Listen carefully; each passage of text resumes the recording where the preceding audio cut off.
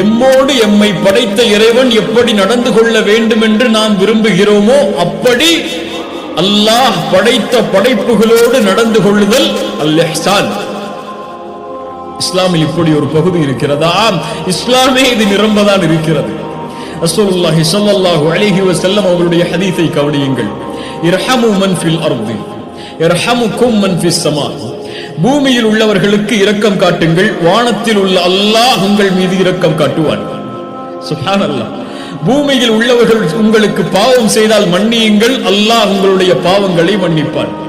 யார் ஒரு சகோதரனின் சிரமத்தில் பங்கு கொள்வாரோ அல்லாஹ் அவருடைய சிரமத்தில் பங்கு கொள்வான். யார் ஒரு சகோதரனின் சிரமத்தை நீக்குவாரோ அல்லாஹ் நாளை மறுமையில் அவருடைய சிரமத்தை நீக்குவான். யார் ஒரு சகோதரனின் குறையை மறைப்பானோ அல்லாஹ் நாளை மறுமையில் அவனுடைய குறையை மறைப்பான். நீங்கள் செலவழியுங்கள், அல்லாஹ்வுடைய பாதையில்